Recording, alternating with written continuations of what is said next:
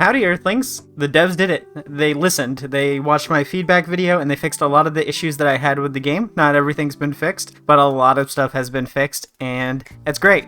I love the immediate response. I wasn't expecting all of this stuff to happen so soon after that video, but I'm very grateful that it's happening because the game is immediately a lot more playable for a lot more people, and that's just awesome. So I'm gonna go over the patch notes here and talk about some of the stuff they did, and I'll point out the ones that were suggestions that I made. This is not scripted, so it's gonna be a little off the wall. I might say some ums and uhs, but yeah, very excited to talk about this stuff. And I've tested some of this stuff already, and yes, it does work. Big update, question mark, I would say so. Patch notes, additions, added console support, still not full support. So this is a partial controller support. There's gonna be some more. You'll see exactly what the controller support is in just a second. They use my control scheme. Added lobby music, I noticed that. Added current level display in the agent info tab. I didn't suggest that. I don't think it's particularly relevant quite yet because there isn't rewards for leveling yet. If we pop in here, you'll see that there's no reward system in place yet. So I don't think character level is quite necessary yet, but I'm sure a lot of people are curious about it because they want to be able to flex their numbers. I get it. I want to flex my numbers too. So we can go to Tapo here, we can go to info, and we can see my current level. Oh my gosh, I'm at such a higher level than I thought I was. I didn't think I was level 8. Nimbus must be much higher then. Yeah, 14 on the verge of 15. Okay, yeah, so I like that. I like being able to have numbers to flex. I like the idea of being able to flex my numbers to people to show how long I played. People can go like, oh, how long you played Nimbus? And then I can easily just go, 14. But we can see that on all the characters now. You can see that I've only played Discard like once and Weffel just as few times. And then added a stats info button to the agent selection tab. So let's pop back over and take a look at that. I don't see that. Maybe that's in the elevator. All right, yep, the stats have been adjusted and are a little more representative of how they work. I still don't quite understand. I'm going to assume the top one is stamina, the second one is movement, the third one is probably hacking, the fourth one is definitely sanity, because I know for a fact Tapo's sanity is 4, and then the last one is extraction. Yeah, that matches up with the stats as they are in as I've been given them. So we can now see the actual stats of the character on the character selection screen in the elevator lobby. Not in the game lobby yet though. That's still limited to just the shop. But I guess 60 seconds on a lobby timer, that's plenty of time to look at the characters, figure out who you want to play based on stats. I just think we should be able to also look at them in this lobby. So if we go here, see that? Oh, here we go. Kind of. I guess it tells us what each of the stats represent, but there's no breakdown here. Yeah. Okay, so we at least know what these mean, but this stuff should be on the lobby menu when we're in the elevator too, so we know what those stats mean. And then we should also have the stats visible here under the character. And then let's go look at the agent shop. Okay, we got a new font for each of the characters. The stats are here, but they do not have, oh boy, the info tab appears under the shop tab when you're here. Well, that's bound to happen. You add some new features, you add some new bugs. And then, so you can see also here, we'll get to that in a second, they added those. Let me just go back. It looks like we can still view stats in the shop, but not for characters that are starters. So the only way to view starter stats is to go into the lobby menu. All right, so next, add in an information button to the infecteds tab. That was already here. Oh no, here. How to uncover information on the infecteds. Dying to a certain infected will give you information on that infected. The more you die to a certain infected, the clearer their censored description becomes. Over time, their description becomes fully uncensored, allowing you to understand the infected more. This is a system that I don't particularly care for because this is encouraging people to intentionally die to infected that they encounter. I think this is going to ruin some people's runs, but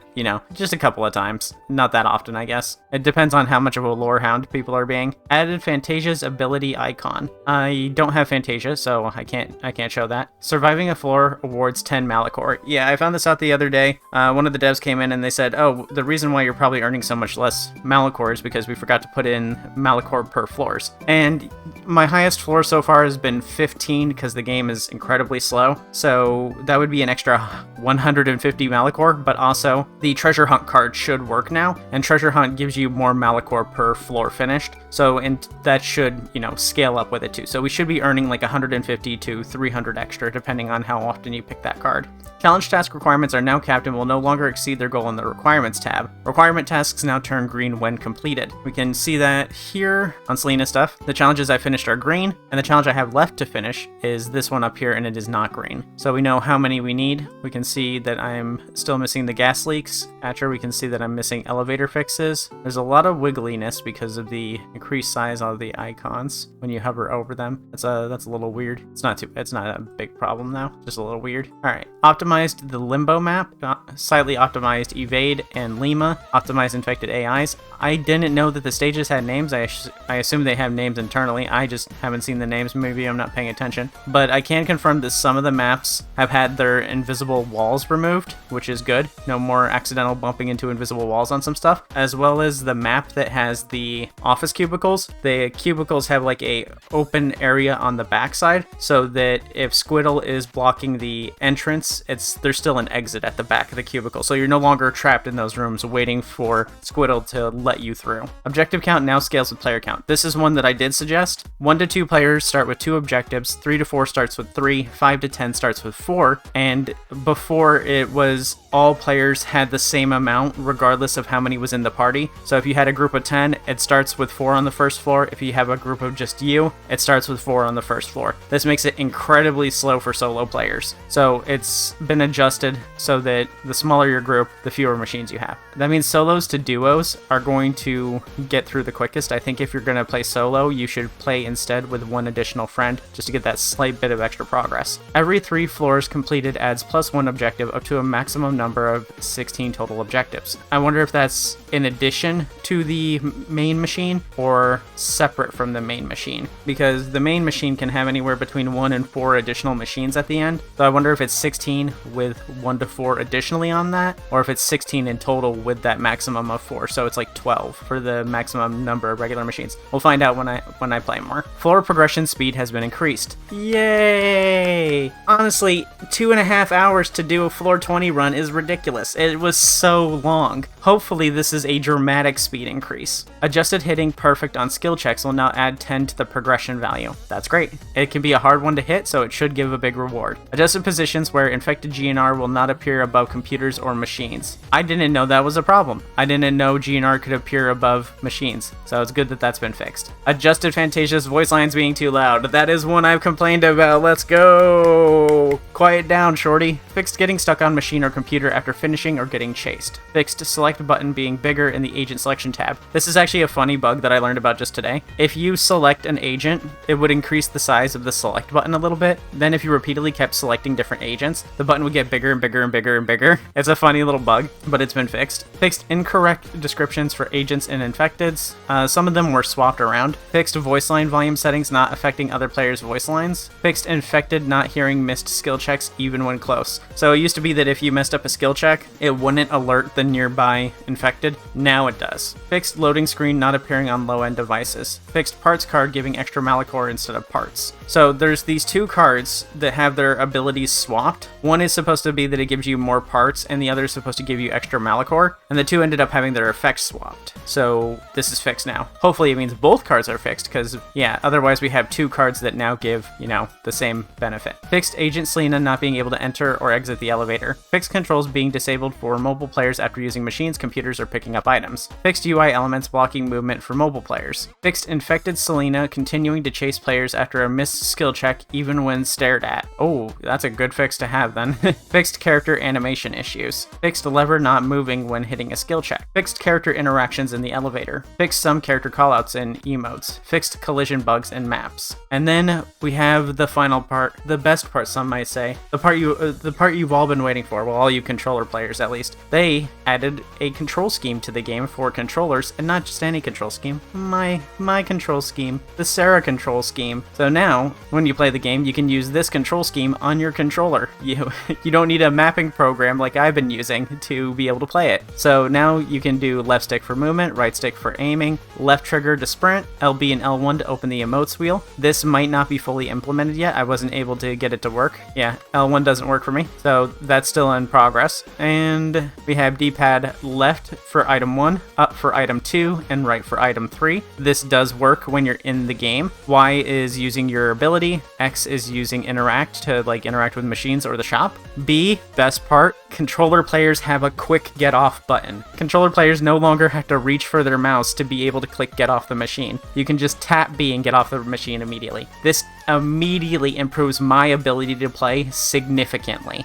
So that's probably going to help a lot of controller players in general. And then A is space/skill check. So you're able to play the game fully with a controller now, except for one thing. We can't do character selection right now. So I don't have a way to cycle. Oh, we do actually have a little, oh, we do. Oh, yeah, actually we do. It's just it's a little touchy. It needs a little work. Yeah, it's not quite there, but it's almost there. So you can't really cycle through. Oh, okay, there's a cursor here, but we can't manually move the cursor itself like we can in Dandy's world. So it's almost there. So if the devs are watching this, this is we need to be able to free move the cursor without it getting locked onto objects, because that's going to be what's keeping us from selecting things, because I can't click the characters. So like I said, it is mostly playable for controllers. If you're on PC and you're using a controller, you can at least use the controller to play, but you'll need your mouse to pick your character. Oh, I wonder if we can use it in the elevator, because I would get around it too. But if you're going to use the shop, it looks like it doesn't work with the shop at all. I tried using it with the shop, so yeah, I can't get over to the shop selections. Yeah, so you can't interact with the menus on console quite yet, which means you're going to be stuck to picking whatever you have currently available.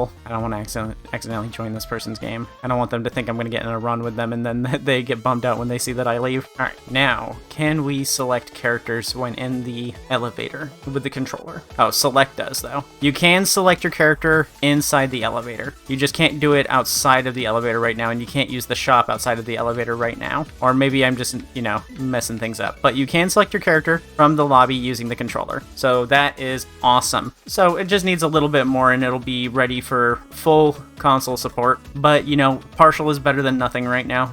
It's very usable for people who are on PC with a controller, at least. I'm already a huge fan of not having to open Joy-to-Key or some other mapping program and use that. I can actually just play the game fully with my controller with no issues. I'll even show you the quick get off button real quick. Bam. Yeah. Bam.